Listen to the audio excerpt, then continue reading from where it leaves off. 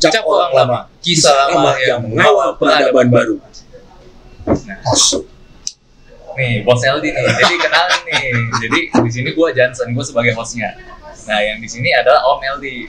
Om LD ini adalah orang yang bakal memberikan kita insight menarik mengenai ilmu-ilmu lama yang dapat kita terapin nih di kehidupan kita yang baru. Dimana sekarang kita tahu nih banyak COVID, ada digital, dan masih banyak lah. Perubahan-perubahan zaman itu nggak bakal berhenti nih sampai ya kita nggak bakal tahu perubahan zaman bakal berhenti sampai kapan, mungkin kiamat kali ya baru berhenti ya. Bisa jadi. Ya. Tapi ya makanya nih ilmu-ilmu lama nih ada pepatah tuh, orang yang melupakan sejarah akan dikutuk untuk mengulang sejarah itu. Makanya nih ilmu-ilmu lama ini penting untuk kita bisa mengimplementasikannya dan tidak mengulanginya nih, sehingga hidup kita ini di masa mendatang ini lebih baik aja. Gitu ya? Iya. Oke, sip. Thank you. Nah, kalau dari Om Eldi sendiri ini gimana nih Om? Iya, sebenarnya saya tertarik nih dengan ide ini, Jansen mau menggali kisah-kisah lama untuk menjadi pegangan di masa yang akan datang. Sebenarnya triggernya adalah gini, setelah pandemi ini kita melihat kan peradaban berubah secara rapid, jadi rapidly change. Sehingga mungkin banyak generasi nanti ke depannya juga nggak banyak mengetahui bahwa ada kejadian-kejadian atau kisah-kisah yang amat sangat berharga jika dijadikan pegangan kehidupan mereka, baik untuk bekerja maupun untuk berbisnis. Sayang kan? Sayang. Jadi kita mesti pungut itu, kemudian kita obrolin supaya ini menjadi legacy. Ya, menjadi legacy. Mungkin nanti generasi yang akan datang nggak akan melihat yang namanya pasar becek itu apa sih? Tapi di tengah pasar becek aja itu banyak sekali ilmu nih. Dalam. Ya itu jadi salah satu pembicaraan kita nanti ya. Nah, hal seperti itu yang kita mau angkat dengan spirit berbagi. Semoga channel ini membawa manfaat buat kehidupan orang-orang yang mendengarkan, baik sebagai pegangan maupun sebagai tips-tips dalam mereka bekerja dan berbisnis. Sebenarnya itu sih, San. Kira-kira. Iya. Tapi baik banget nih Om Eldi nih sampai mau bagi nih. Ya, kita gimana ya? Bukan baik banget. Kita memang senang. Saya sendiri pribadi, saya senangnya itu kan karena beberapa kali ini kita ngisi webinar. Ternyata ngisi webinar itu mengasihkan walaupun nggak dibayar ya. Buka dapur nih. Tapi mengasihkan. Kayaknya kalau kita sharing, itu energi positif itu balik lagi ke kita. It's like kita lempar bola tenis ke dinding, dia balik lagi. Kita ngomong kebaikan itu balik lagi ke kita. Nah, kisah-kisah lama yang kita angkat ini sebenarnya kisah-kisah kebaikan yang jadi pegangan. Kalau kita sampaikan menjadi energi yang positif juga buat kawan-kawan. Buat saya juga menjadi penyembuh. Apa penyembuhnya? Minimal kita nggak sedih, bahagia terus. Itu tujuannya, Sen. Tujuannya itu. Iya. Tapi tujuannya kemarin itu Om Eldi ngomong ke saya gini, saya udah tua jadi mau ngajarin sebenarnya, pada gak ada legacy katanya, penting saya ajarin aja. Gini Sen, umur 52 nih Sen. Iya. Berarti kan kalau hitungan manusianya, kalau masih hidup ya, hitungan manusianya 3 tahun lagi pensiun. Oh iya. Tapi saya kayaknya kalau nulis buku atau nulis artikel atau apa ya, pertama ada kemales ini. Kedua, apakah orang mau baca sekarang gituan ya? Tapi kalau kita kayak YouTube begini, idenya Jansen, mungkin orang akan lihat dan mengambil manfaat dari situ. Gitu kira-kira. Ya legacy lah. Ya, dan ini adalah selain kepada pemirsa, saya sampaikannya kepada Jansen sebagai generasi muda. Mudah-mudahan Jansen sendiri mendapatkan manfaat. Menjadi kekuatan. Jansen perjalanan masih panjang. Masih panjang. Masih muda. Sekarang berapa? 23. Gila loh ya. Berarti kan, waduh, waktu Jansen lahir saya udah umur 29 atau apa gitu. Gak nyampe setengahnya. Anak gua. Gitu. Minum dulu ya. Gitu Sen. Oke. Thank you ya Om Eldi atas ininya. Nah, di episode hari ini nih, yang paling pertama nih kita akan ngebahas mengenai toko, mengenai konsep pasar kelontong, toko kelontong gitu. Iya. gue gak yakin nih yang nonton ini udah pernah ke toko kelontong apa enggak nih. Cuman ya ini Om Eldi bakal nyampain apa ininya dia mengenai toko kelontong, konsep-konsepnya, bahkan ilmu-ilmunya nih yang bahkan bisa diterapkan nih sekarang, misalnya di sales, misalnya bisa di anak-anak yang baru udah masuk kerja nih, dan yang mau berbisnis dan lain-lain. Nah, kita dengar dulu nih pembukaan dari Om Eldi mengenai toko kelontong. Oke. Jadi gini, toko kelontong, istilah toko kelontong itu adalah yang menjual berbagai macam kebutuhan hidup, ya, dari mulai beras, sabun, gula, ya, dan itu dinamakan kelontong kalau nggak salah saya ya, dinamakan kelontong dulu karena dulu sebenarnya mereka keliling, jadi pakai tong kalau nggak salah saya ini, bunyinya tong ini namanya kelontong. Nah, kemudian orang kan berdagang menetap di pasar terbentuk ya di pemukiman, tetap namanya jadi toko kelontong.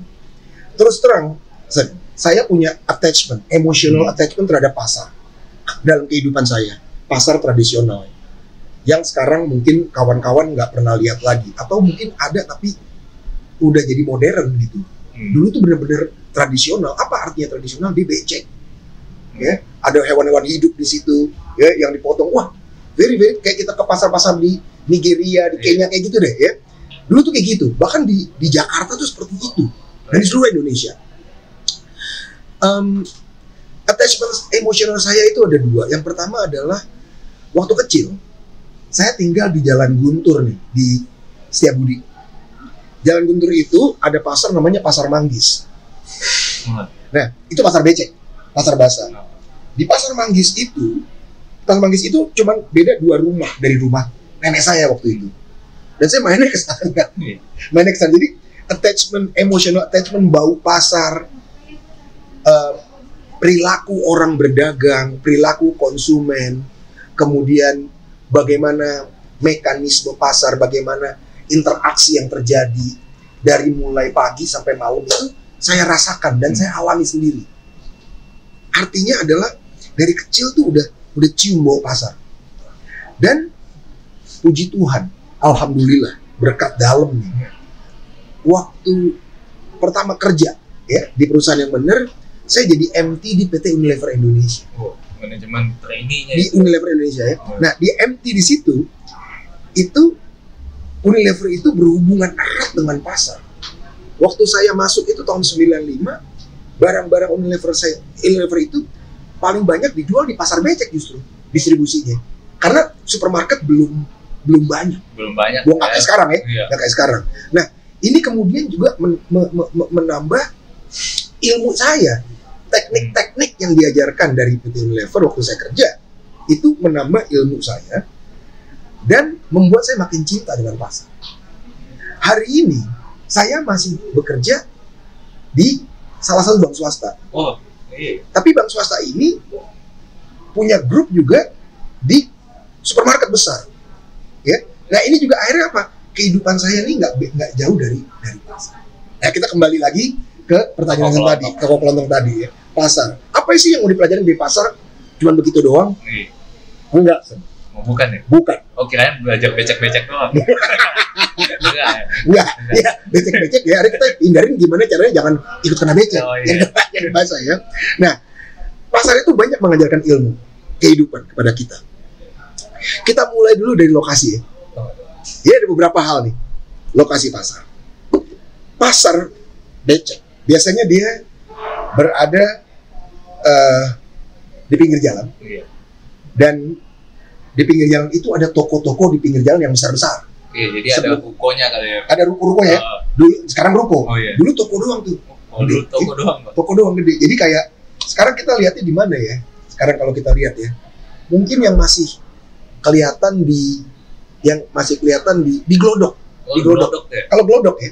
Kalau kita masuk Glodok, kan kita masuk ke arah Pancoran Glodok ya. Iya. Kalau dari Jalan Gajah Mada tuh ke kiri ya. Kan toko-toko yang di pinggir gede.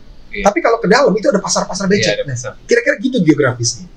Dulu tuh ya. Nah, biasanya tuh pasar-pasar di seluruh Indonesia diapit oleh toko-toko besar. Kalau kita jalan, itu belum dalam pasar tuh, itu baru luar. Kalau kita jalan ke dalam pasar, maka di depan pasar ada toko-toko depan. Itu biasanya gede juga, tapi tidak sebesar toko yang di pinggir jalan. Jadi ada toko pinggir jalan, ada toko yang depan pasar. Tidak sebesar toko yang di depan di jalan raya, ya. Makin ke dalam nih Jansen, makin kecil tokonya. Itu letak lokasi ya, terus demikian rupa sampai ke dalam itu ketemu pasar yang benar-benar basah, jual sayur, daging, ayam hidup, sampai WC. Terakhir gitu tuh. Jadi dia begitu, mengerucut begitu. Ya. Kita mikir, waktu saya kecil, ya emang begitu. Tapi waktu saya kemudian bekerja, ya, ternyata itu menggambarkan cara kita. Bagaimana kalau kita mau masuk ke dalam satu pasar, itu mesti dilakukan dengan apa? Dengan lebih dahulu masuk ke toko-toko yang paling besar. Nanti dia yang akan bawa kita ke dalam. Bagaimana kalau kita main masuk ke dalam aja? Bisa-bisa aja, tapi nggak akan diterima dagangan lu. Itu kira-kira dari satu sisi mengenai lokasi. Gitu San, kira-kira San. Dari tadi nih Om Eldi nih ngomong tentang lokasi-lokasi nih. Iya. Kalau saya sih jujur kebayang kalau Glodok kan ya tau lah. Ada sipitnya. Nah, kalau Glodok kebayang. Nah, cuman kalau saya itu malah justru tadi kebayangnya ini Om, di toko-toko online malah tadi saya kebayangnya. Oh gimana tuh? Kalau yang depan-depan kan yang paling pertama kalau kita lagi cari nih barang nih. Misalnya di salah satu marketplace lah ya. Iya. Nah, gimana tuh? Saya di inilah Tokped lah ngomong. Nah, misalnya iya. Saya cari misalnya kamera. Oke. Pasti yang muncul paling pertama itu yang kejualnya banyak. Kenapa kejualnya banyak ya karena dia iklan gitu. Jadi sama aja kayak kalau orang berarti tadi kan kata Om Eldi rating ya? Rating, terus dia iklan juga Om. Oh dia iklan ya, dibayar dong? Dibayar. Jadi kayak misalnya kayak properti ya, toko besar ya dia bayar sewanya gede gitu. Oh gitu. Oke. Kalau sama aja nih kayak di pasar pasti yang paling depan paling mahal tuh. Iya pasti. Iya. Cuman tapi yang kalau yang di iklan itu belum tentu lebih murah daripada yang di dalam-dalam nih kalau kita cari. Oh. Cuman kan konsumen jadi lebih mudah di sini. Iya, oke. Kalau saya sih jujur biasa males, cuman ya karena ya saya agak pelit nih. Saya cari yang paling murah. Iya. Yang penting sama mereknya. Oh gitu ya? Iya, sama. Bener sama ya? Nah ini bisa dipakai juga gini, kalau saya lihatnya gini Son. Pertama ya, kalau kita sebagai karyawan lah ya, atau kita kerja ya manusia. Misalnya, itu menggambarkan kita sesuatu. Apa artinya? Kalau kita datang ke satu tempat, satu organisasi, maka yang pertama adalah kita mesti kulunun ke masternya dulu. Siapa nih? Hammernya siapa? Jagoannya siapa nih? Di pasar itu, toko mana yang paling jago? Toko mana yang paling diangkat topi? Ya, biasa bilang, oh ini toko Pak Haji, ini tokonya si Ko Jansen, misalnya kayak gitu ya. Nah itu orang terkenal. Nah kita mesti kulunun dulu. Sama kayak kita kerja, kita nggak bisa sonong boy main kita kerja aja. Kita mesti ada namanya, kalau orang Jawa bilang unggah-ungguh atau tata krama lah ya. Tata krama. Kalau kita datang ke satu tempat, kita permisi dulu. Kalaupun nggak ketemu, mungkin ketemu sekretarisnya. Pak, Bu, saya anak baru, saya izin hari ini saya masuk, mau ketemu Bapak, kalau Bapak berkenan, kalau enggak, mohon sampaikan saya udah masuk. Walaupun kita bukan anak buah dia, mungkin kita anak buah tiga ini di bawahnya. Tapi dengan begitu kita menunjukkan tata krama. Apa yang terjadi dengan itu? Dia pun akan kenal pertama. Yang kedua, dia akan senang. Kenapa dia senang? Oh, anak baru ini ada sopan santun. Impact dari itu adalah branding yourself. You branding yourself, lo orang yang tahu tata krama. Minimal kalau lo udah tahu tata krama, gue nggak akan ragu kalau lo harus berhadapan dengan konsumen. Itu yang bisa kita pelajarin. Jadi kita nggak bisa main slonong boy kemana aja. Saya terus terang saya sering lihat sekarang anak-anak baru mau ketemu siapa aja, ya sebodoh amat deh. Apa karena kebanyakan WFH, gue nggak tahu deh ya. Tapi nggak ada tata kramanya, nggak ada sapa-sapanya. Ya, nah ini salah satu. Jadi kalau kita jadi karyawan atau kita masuk ke organisasi apapun, Diambil pelajaran dari situ. Ternyata mesti ke sana. Yang zaman dulu saya ulangin lagi, kalau kita bawa barang, taruhlah kita bawa kopi merek baru, kopinya merek LD, launch, masuk pasar Ben Hill misalnya. Saya tidak tata krama dengan toko-toko besar. Saya main masuk aja ke dalam, bawa begituan. Saya diketawain udang-udang kecil. Paling ditanya siapa aja udah ngambil. Beda ya. Tapi kalau saya dari depan udah, memang masuknya susah. Namanya toko besar, banyak pelanggannya. Masuknya susah. Tapi kalau kita udah bisa mengambil hati dia, nanti kita nggak usah repot, kita yang diantarin ke dalam. Sehingga barang kita banyak yang ambil. Itu salah satunya dari sisi location pasar yang kita bisa pelajari. Nah ini bagus banget nih. Ini apalagi kan yang justru emang tujuannya channel ini kan untuk apa, ngasih orang-orang muda-muda yang baru kerja nih. Iya, nggak pernah lihat pasar. Nggak pernah lihat pasar nih. Nah itu tadi ilmunya bagus banget loh. Jadi kalian kalau masuk kantor nih harus nih apa, ngobrol sama yang paling atas, lumayan pansos juga kan. Iya. Iya. Setidaknya dibilang punya tata krama tuh. Nah ini kan pandangan dari Om Eldin yang udah lama jadi bos nih. Dari tampang aja kelihatan nih, ini bos, ini kacung, kelihatan nih. Cuman kan ya channel ini bisa membantu banget nih ilmu-ilmunya nih. Ada lagi nggak Om yang bisa disampaikan? Salah satu kan dari sisi location wise ya. Iya. Dari location wise kita bisa lihat. Jadi dia mengerucut. Nah, kita mesti mengikuti pola itu. Kemudian yang kedua adalah waktu saya kecil, kalau dulu tuh orang tuh pagi sarapan kan, mau sekolah nih ya, pagi sarapan mau sekolah, kita dibikinin nih, saya dibikinin sama nenek saya sarapan. Kadang-kadang bahan sarapan kurang, mungkin telur habis, mungkin kornet habis gitu ya. Pasti nenek saya bilang, suruh mbak di rumah, mbak, kamu ke pasar sana, toko A udah buka, toko B udah buka. Yang saya terpersepsi sampai saya gede, karena omongan nenek saya begitu, oh toko A pasti orang rajin, toko B pasti orang rajin. Mbak saya juga begitu. Akhirnya apa yang terjadi? Mau pagi, siang, malam dia pasti ke toko A, karena dia reliable. Ya, jadi orang dulu bilang buka sepagi mungkin, kalau enggak rezeki dipatok ayam. Mungkin ini asal usulnya kali Pak ini. Iya, bisa jadi ya. Nah, asal usulnya ini. Itu pelajarannya adalah apa? Apapun yang kita lakukan, start early in the morning, start early as possible. Kenapa?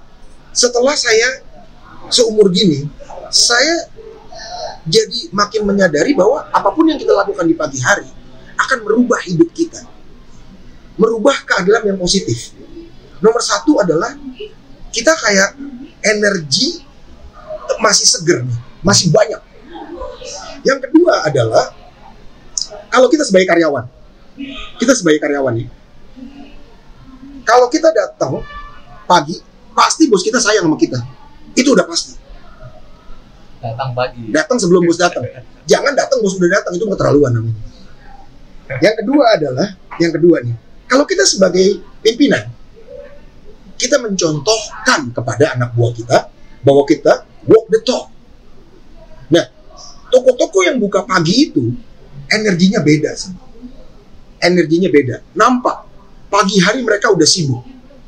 Akibatnya adalah orang namanya konsumen ya, dia pasti akan datang ke tempat yang ramai.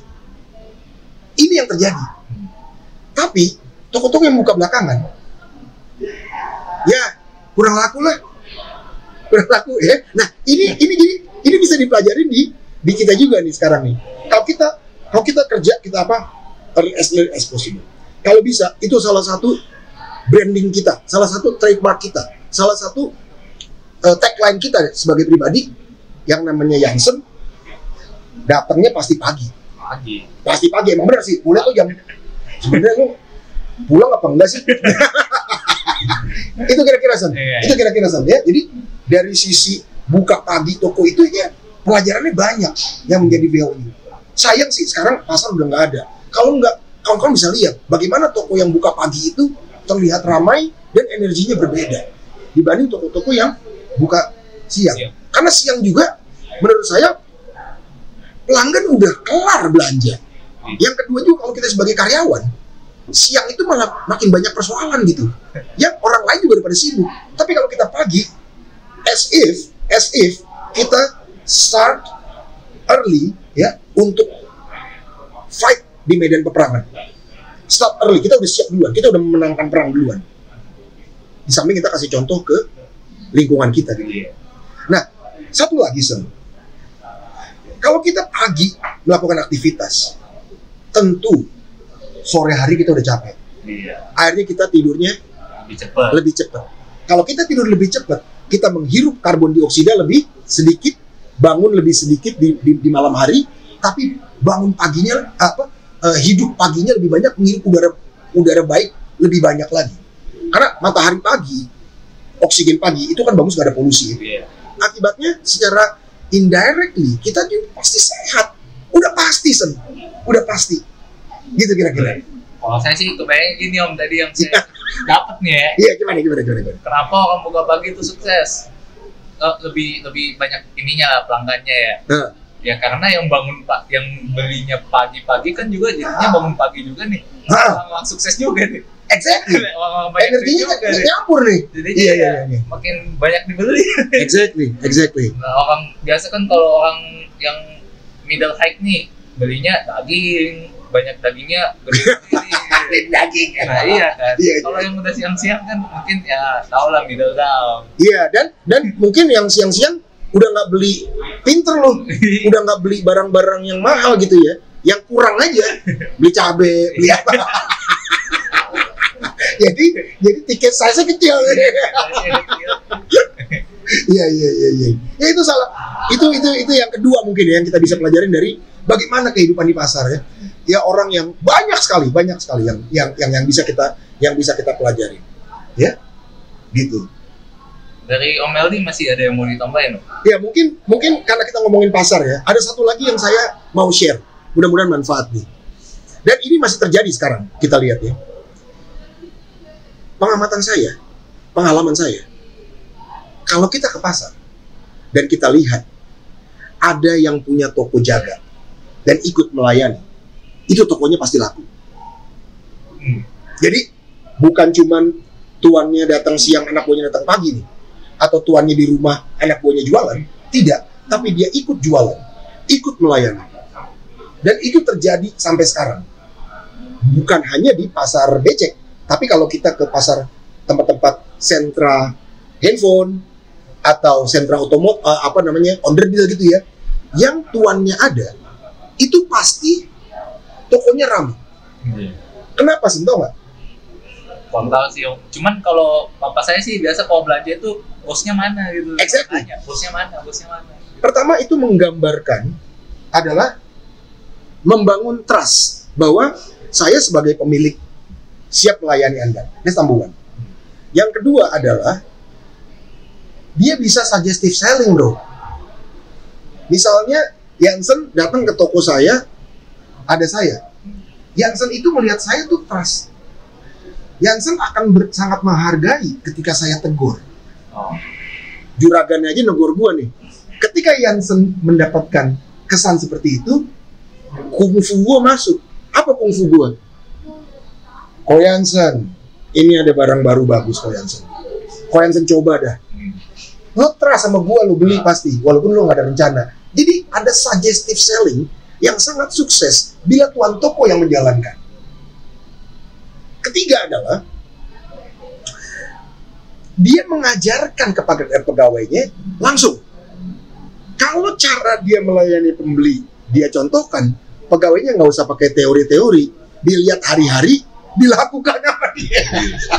Ya, makanya kalau kita lihat ya, restoran-restoran yang kokinya itu jago-jago, bisa anak buahnya jago karena lihat langsung kan.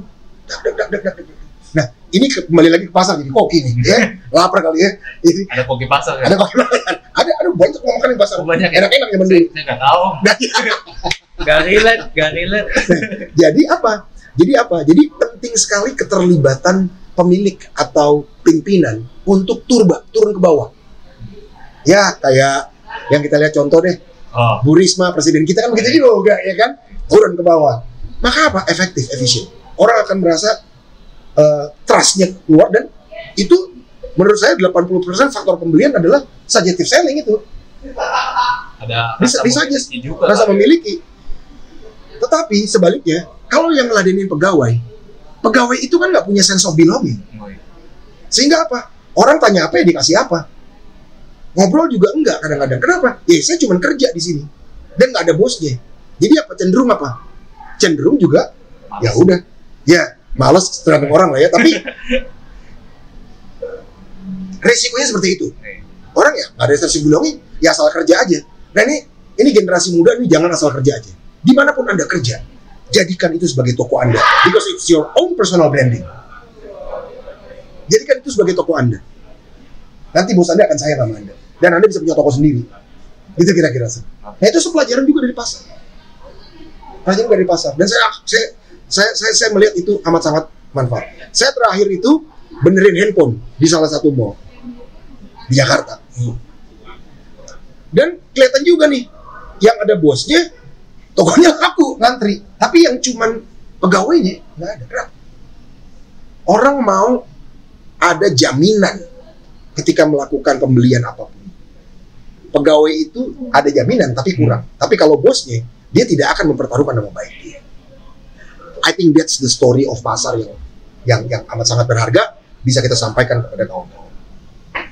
Bagus banget sih ilmunya ini. Mudah-mudahan manfaat nih. Kalau gak manfaat itu artinya gak nonton ini. Gitu San. Iya.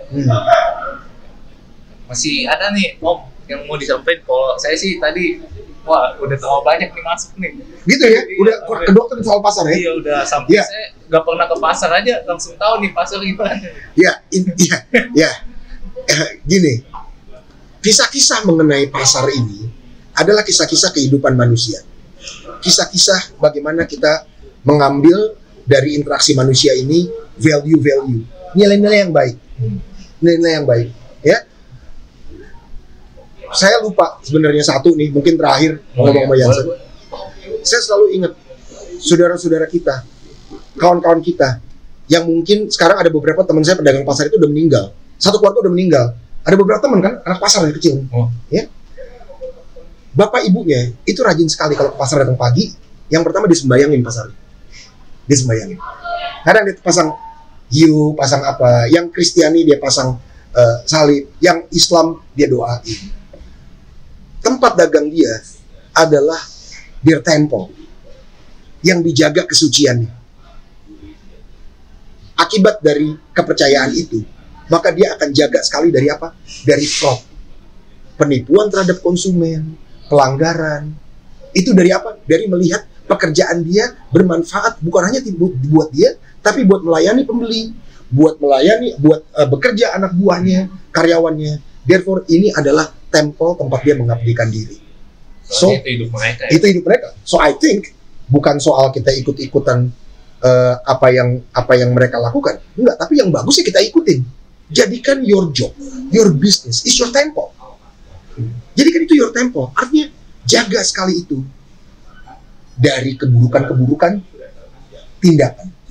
Hanya masukkan positif saja sehingga dia menjadi energi positif buat kita, keluarga kita, dan masyarakat secara keseluruhan. I think that's the bottom line of the ini. Bener banget sih, apalagi kan ya tau lah, kalau saya sih biasa dengarnya orang-orang pasar suka gosip-gosip ya. Gimana tuh? Jadi kalau satu kali kita buat aneh-aneh nih ke customer, pasti digosipin tuh. Jalan tuh banyak, jadi nggak laku. Jadi orang nggak mau. Dan makanya kan aneh sekali ya, apa namanya, maksudnya ini sekali, zaman dulu orang takut kalau, wah, berasnya kalau beli di situ kurang tuh, bensin aja. Sering nggak kita dulu nih, beli bensin, kalau beli yang di situ suka dikurangin, ya kan? Akibatnya apa, Sen? Kagak laku tuh pom bensin, bro. Iya kan? Padahal yang karyawan banyak, nah itu kita jaga sebaik-baiknya. Makanya disembayangin dulu. Sembayang adalah mengundang energi baik dan menjaga kita. Ya, termasuk jangan main yang macam-macam nih, ya kan? Ya lu di toko lu. Gitu Itu kalau kira-kira. terlalu laku kali om. Kalau terlalu laku. Itu godaan. Itu bahaya tuh terlalu laku. Terlalu laku dibilang, oh pakai tuyul tuh. Itu Vita, saingan dagang. Ada. Ada ya? Oke deh. Oke bro, Berarti udah ya. Thank you nih Om Eldi nih. Oh, mudah-mudahan manfaat ya. Masalahnya nih. Mudah-mudahan bermanfaat. Manfaat. mudah-mudahan ya. Ini kita Gua semoga sih nanti hari Senin sih masuk kerja ya cepet lah. iya, udah. Lo kalau perlu lo saat belum datang lo udah di ini. Udah kerja. Oke deh. Oke, sip. Aku juga thank you nih opportunity-nya. Oke. Ya, Oke, siap Om. cap orang lama, Kisah lama yang mengawal peradaban baru. Thank you so much everyone.